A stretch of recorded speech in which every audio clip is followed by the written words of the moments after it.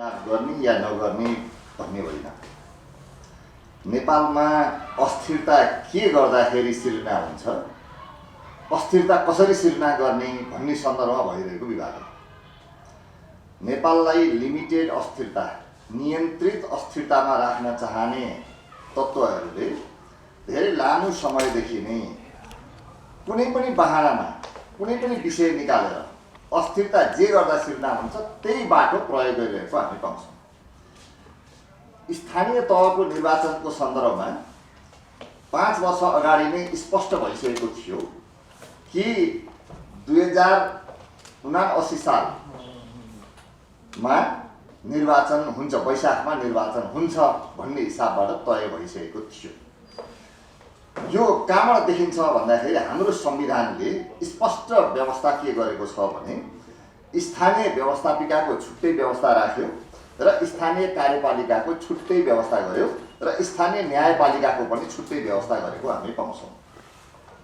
हामीहरूले संविधानको धारा 214 देखि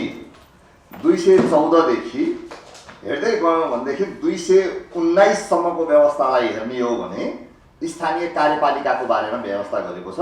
तपाईहरुले हेर्न सक्नुहुन्छ च्याप्टर 17 मा छुट्टै व्यवस्था छ, यो स्थानीय कार्यपालिकाको बारेमा बोल्छ। यस अन्तर्गत 215 को 5 ले अध्यक्ष, उपाध्यक्ष, वडाध्यक्ष, सदस्यको पदावधि निर्वाचित भएको मितिले 5 वर्षको हुनेछ भन्छ, यो गाउँपालिकाको सन्दर्भमा। यसको 8 ले पदावधि समाप्त भएपछि पदमुक्त हुन्छ भन्छ, अर्थात् 5 वर्ष पुगेको मितिमा ऊ पदमुक्त हुन्छ। यो कसलाई? गाउँपालिकाको अध्यक्ष, उपाध्यक्ष, वडाध्यक्ष, वडा सदस्य। अब 216 ले नगरपालिकाको बारेमा त्यस्तै व्यवस्था गरेको छ।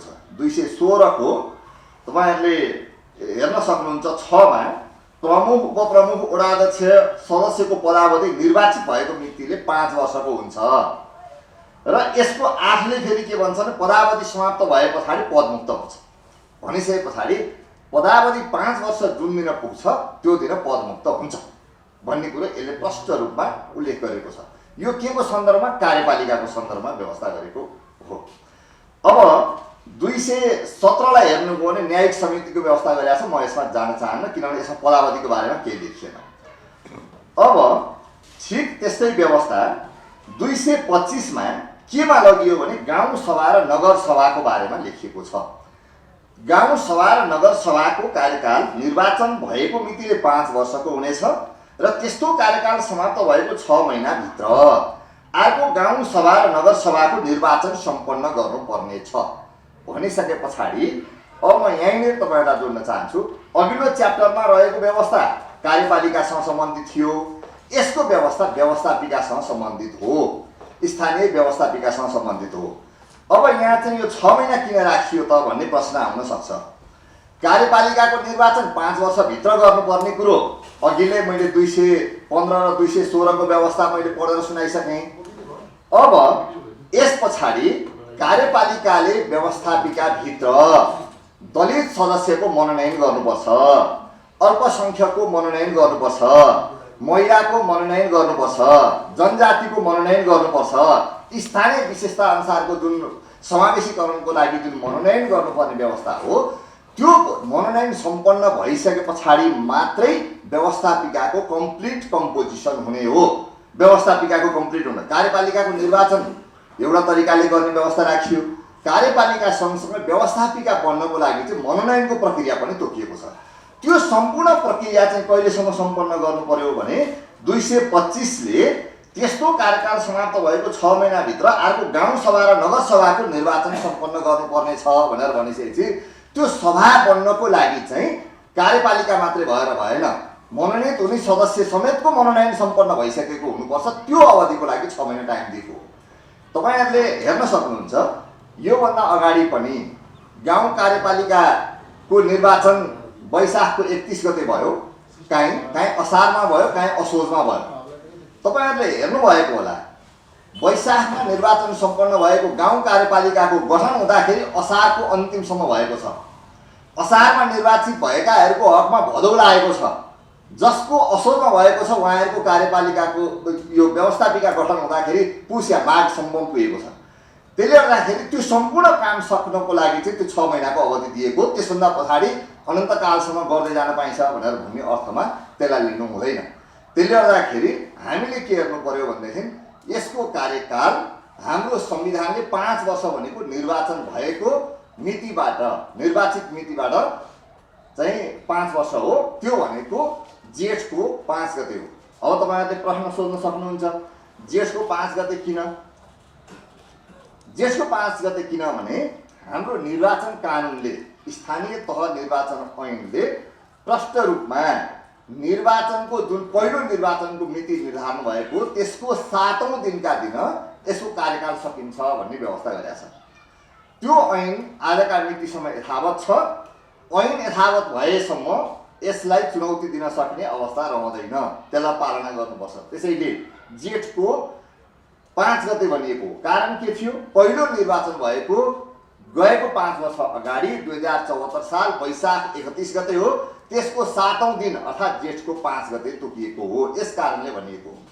यसैले स्थानीय तहको निर्वाचन यो मितिमा नगरेर अरू कुनै मितिमा सार्नुपर्छ भनेर भन्नुको अर्थ स्थानीय तहलाई भ्याकुममा राख्नु हो। अर्थात् यसमा चाहिँ शून्य अवधि सिर्जना गर्नु हो। शून्यतामा लिएर गइसके पछाडि नेपालमा चलखेल गर्न चाहने तत्त्वहरूलाई उपयुक्त समय र उपयुक्त प्लेटफर्म सिर्जना हुन्छ। जसले हाम्रोमा नियन्त्रित अस्थिरता सिर्जना गर्न खोजेका छन् उनीहरूले खेल्ने मौका पाउँछन् र आफ्ना त्यस्तो नियन्त्रित अस्थिरता सिर्जना गर्न चाहँदाखेरि कुन कुन पार्टीहरू सहयोगी हुन्छन्, को नेताहरू सहयोगी हुन्छन्, तिनको मुखबाट अहिले स्थानीय तहको चुनाव नगर्ने भन्ने हिसाबबाट अगाडि ल्याइएको मात्रै हो।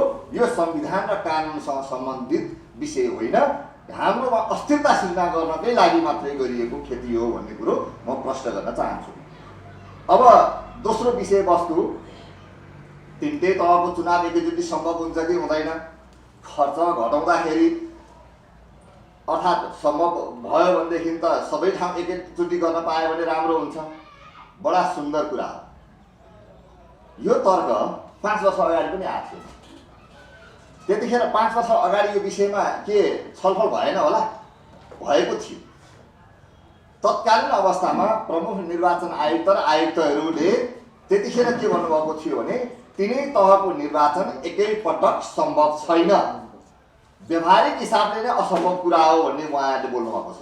त्यतिखेर निर्वाचन आयोगले व्यवहारिक कानुनी कुनै पनि हिसाबबाट सम्भव छैन भन्ने कुरो त्यतिखेर नै त्यसलाई रिजेक्ट गरिसकेको हुनाले त्यतिखेर स्थानीय तहको चुनाव अगाडि अनि प्रदेश र सङ्घको चुनाव पछाडि भएको अवस्था हो।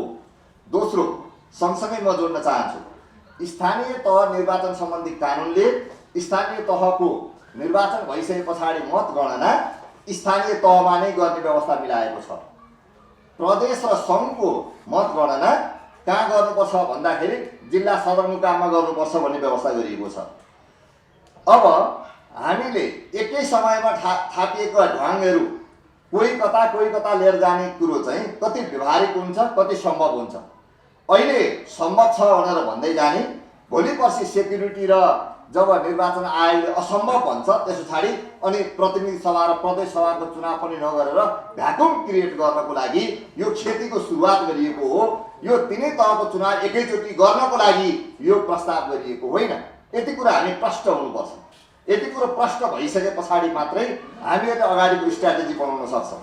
त्यसैले हामी के भनिराखेका छौँ भन्दाखेरि यो असंवैधानिक गैर कानुनी कुरोलाई छिड्केदाउको रूपमा ल्याएर देशलाई अनन्तकालसम्म निर्वाचन हुन नसक्ने अवस्थामा पुर्याउने जुन खेती अहिले केही राजनीतिक दलका नेताहरूबाट प्रस्तावको रूपमा आएको छ यो नितान्त गलत छ र यस्तो गलत कार्य जहिलेसुकै पनि हामी सबैले निन्दा र भर्त्सना नै गर्नुपर्छ र यस्ता गलत कामहरूको विरोधमा उभिनुपर्छ भन्ने कुरो म स्पष्ट गर्न चाहन्छु। र मैले भन्नुपर्ने कुरो यति नै हो। अरू केही कुरो साथीहरूको रहेछ भने त्यतिखेर मैले पछाडि भनौँला।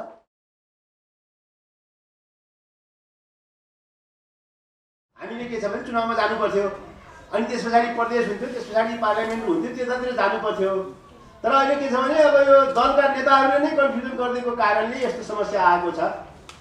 अब के छ भने हाम्रो जस्तो नेपालको संविधानले को धारा 215 र 216ले के भन्छ भने गाउँपालिकाको अध्यक्ष, उपाध्यक्ष, वडा अध्यक्ष, सदस्यहरूको, त्यस्तै नगरपालिकाको प्रमुखको, उपप्रमुखको, वडा अध्यक्षको र सदस्यहरूको पदावधि 5 वर्ष भनेर तोकेको छ।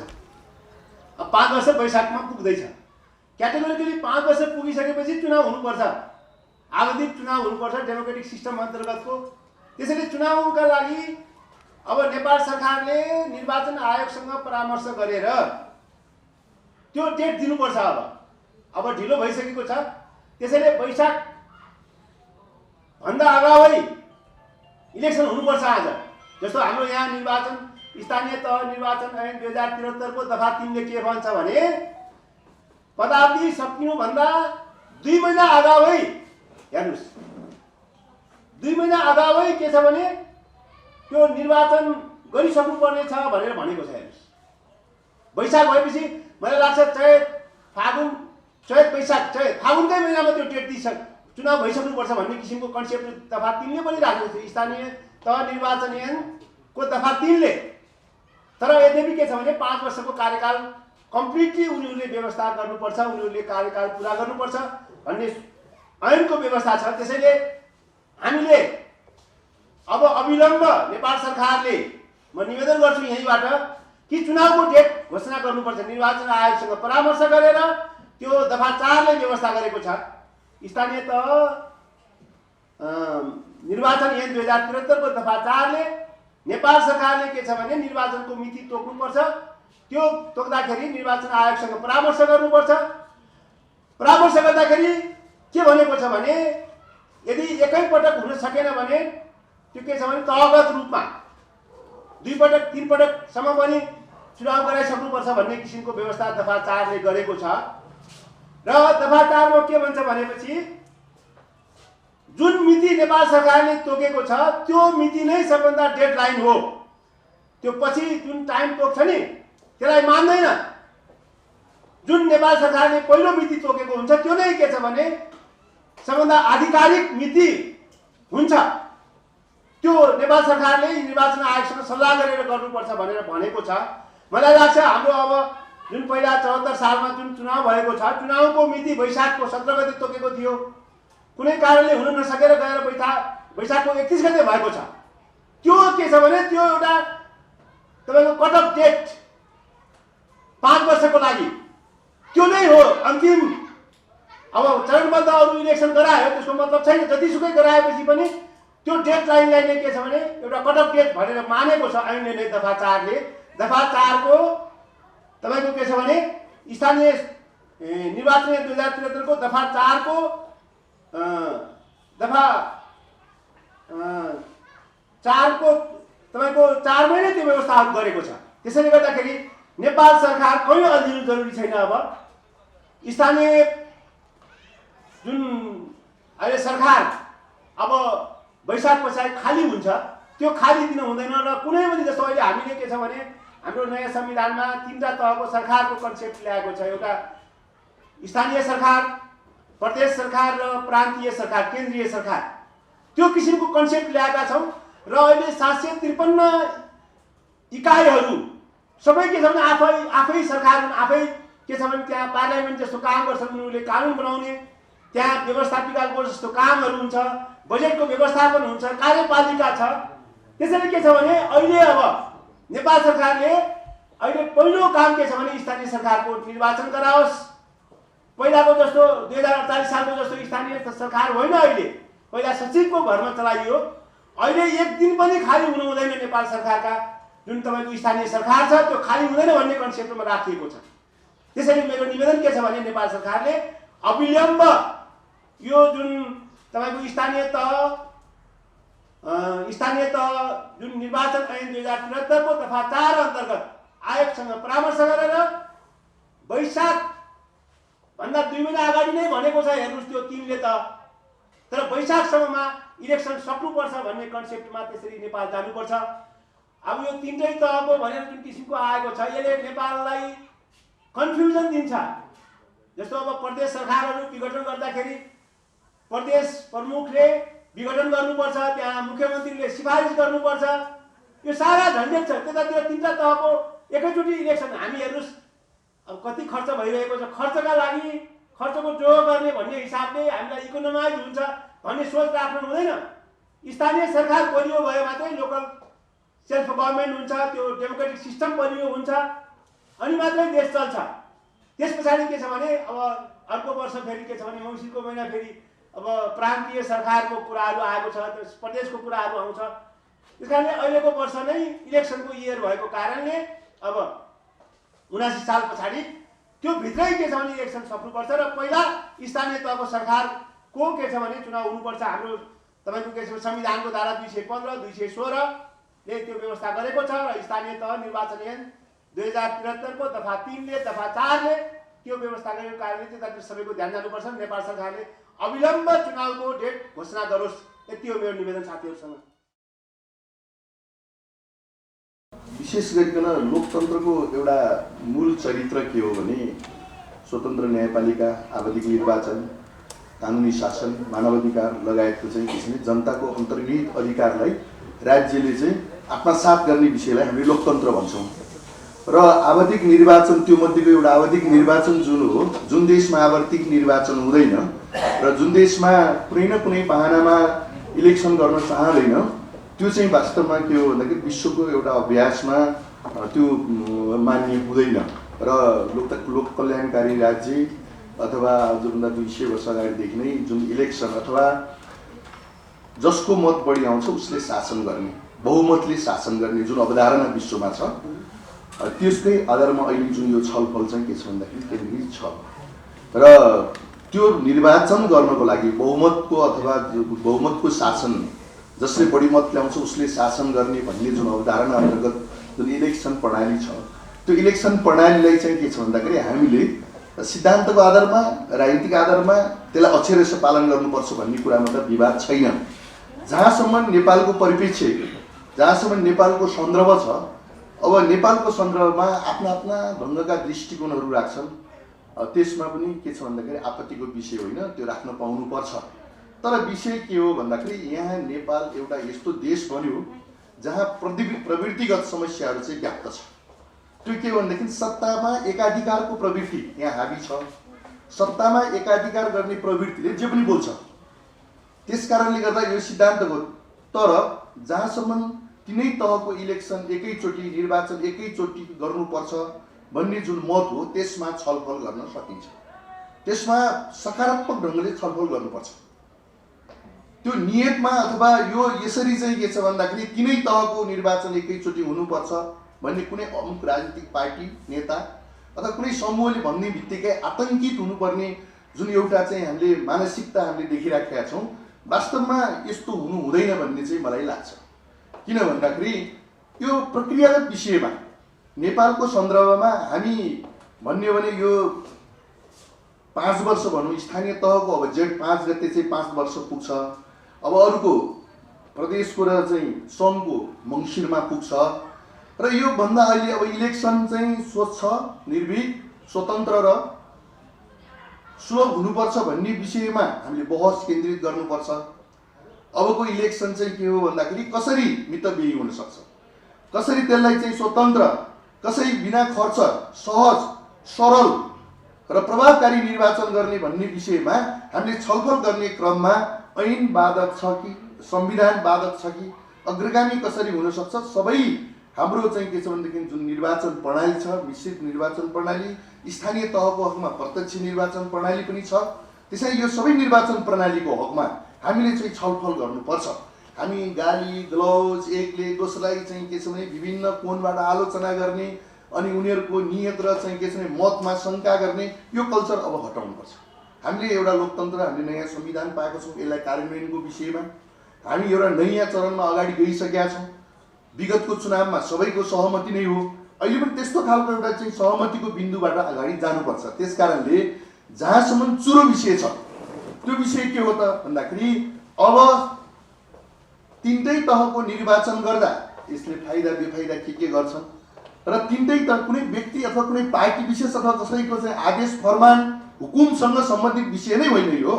कसैको हुकुम अन्त्य हुँदैन, कसैको चाहिँ आदेश फरमानमा रोकावट पनि हुँदैन। राज्यले एउटा चाहिँ निर्वाचन आयोगले स्वतन्त्र ढङ्गले गरोस्, निष्पक्ष ढङ्गले गरोस् र चाहिँ के छ भन्दाखेरि त्यो विषय नै होइन।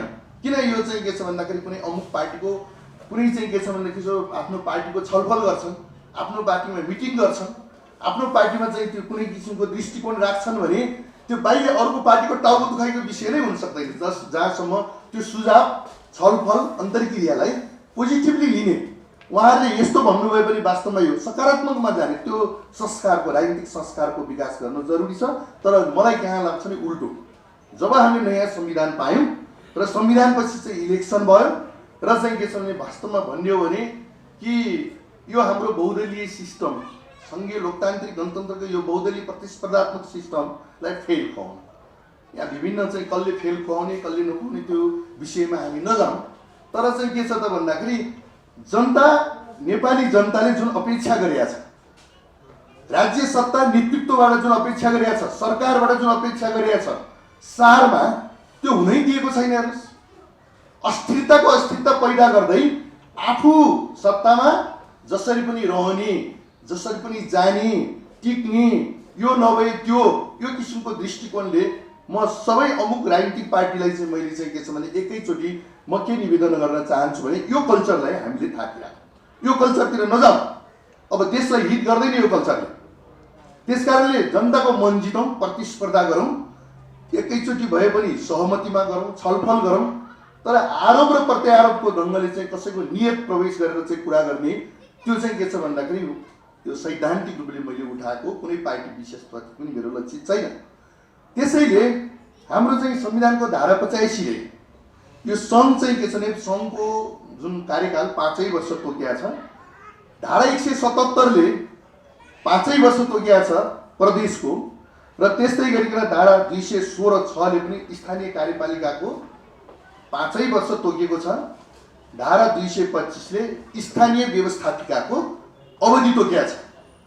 अब त्यो चाहिँ के छ भन्दाखेरि अब राजनीतिक पार्टीका नेतागणहरूले अनि चाहिँ पोलिटिकल कार्यकर्ताहरूले अनि त्यसपछि विज्ञहरू, कानुनविदहरू, अधिवक्ता, वरिष्ठ अधिवक्ताहरूले र चाहिँ के छ भने आम जनताले यो संविधान र यो कानुनको व्यवस्थाहरूलाई उनीहरूले हेरेर छलफल त गर्न पाउनु पर्यो नि। तिमीले छलफलै गर्नु पर्दैन, यो सबै वकिलको जिम्मा, यो सबै कानुनविदका जिम्मा, यो सबै नेताको जिम्मा भन्ने होइन, यो त वास्तवमा भन्यो भने आम जनताको बिचमा छलफलको विषय हो। त्यसैले यसमा कहाँ कुन कुन अवरोधहरू छन्, कुन कुन बाधक छन्, निर्वाचन स्वच्छ, निर्भीक र स्वतन्त्र निर्वाचन र प्रतिस्पर्धात्मक र सुलभ निर्वाचन गर्नको लागि कस्ता किसिमका नीतिहरू तय गर्ने बारेमा सबै राजनीतिक पार्टीहरूको बिचमा बहस गरौँ। र निर्वाचन आयोग पनि वास्तवमा निर्वाचक आयोगले पनि आफ्नो राम्रो होमवर्क गर्नु, कतैतिर ढल्किने होइन। हिजो मलाई कसले नियुक्ति गर्यो भन्ने विषय पनि निर्वाचन आयोगको होइन जस्तो मलाई लाग्छ।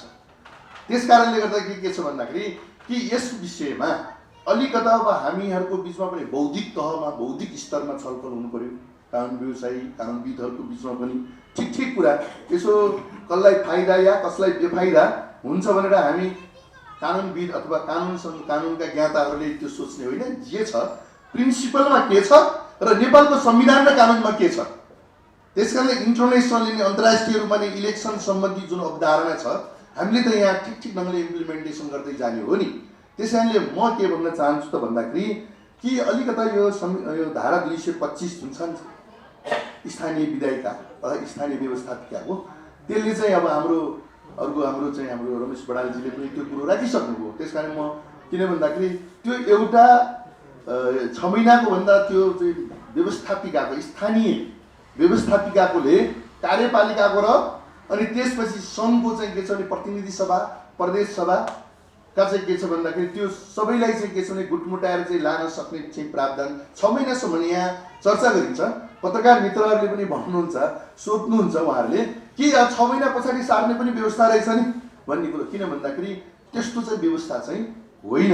खालि एउटै कुरा के हो त भन्दाखेरि सरकारलाई निर्वाचनको मिति तोक्ने अधिकार छ, सरकारलाई चाहिँ त्यो तोकिएको छ। कार्यकाल र मिति तोक्ने जुन कुराहरूको सामञ्जस्यता कसरी गर्ने, कार्यकाल एउटा छ, कट अफ डेटमा छ, तोकिएकै छ, कार्यकाल यति हुन्छ भनेर पहिल्यै चाहिँ त्यसलाई तुहाउन सक्ने अवस्था हुँदैन कानुनमा, संविधानमा। बरु चाहिँ के छ त भन्दाखेरि एकै त्यो कार्यकाल र त्यो जुन समय जुन कार्यकाल र निर्वाचनको जुन एकैचोटि गर्ने कि चरणबद्ध ढङ्गले गर्ने भन्दा प्रतिनिधि चरणबद्ध ढङ्गले गर्न सक्छ, तर पहिलाकै सुरु चुनावलाई नै चाहिँ के छ भन्दाखेरि कार्यविधिको कट अफ डेट मान्नुपर्छ भन्ने कुरो निर्वाचन सम्बन्धी कानुनले पनि व्यवस्था गरेको कारणले गर्दा म के भन्न चाहन्छु त भन्दाखेरि कि यो छलफलको विषय हो। यसमा कुनै राजनीतिक पार्टीलाई फाइदा नाफा घाटाको कोणबाट होइन कि यसले चाहिँ राष्ट्र र जनताको हित, राष्ट्रको हितको कोणबाट चाहिँ हामीले छलफल गर्नुपर्छ। यहाँ कसैले कसैलाई आलोचना, तिक्तता, अलिकता चाहिँ के छ नि पिन्च हुने कुराहरू, गाली गलौज यो गर्नुपर्ने कुरै छैन। यो त बौद्धिक विषय हो, यो राज्यसँग सम्बन्धित विषय हो, यो राज्यले गर्ने विषय हो। त्यसकारणले ठिक ढङ्गले सल्लाह लिनेहरूले पनि ठिक ढङ्गले चाहिँ सल्लाह र परामर्श लिनुपर्ने हुन्छ, दिनेहरूले पनि परामर्श दिनुपर्ने हुन्छ। त्यसकारणले निर्वाचन आयोगले पनि ठिक ढङ्गले चाहिँ परामर्श दिनुपर्ने हुन्छ। जसरी हुन्छ निर्वाचनलाई संस्थागत, अब हाम्रो निर्वाचन प्रणालीलाई संस्थागत गरेर अगाडि जाने हो। यो साना झिना मसिना कुराहरूमा धेरै चाहिँ टाउको दुखाएर एउटा र अर्को कोणमा गाली गलौजमा त्यो उत्रिनु हुँदैन भन्ने मेरो सुझाव पनि छ।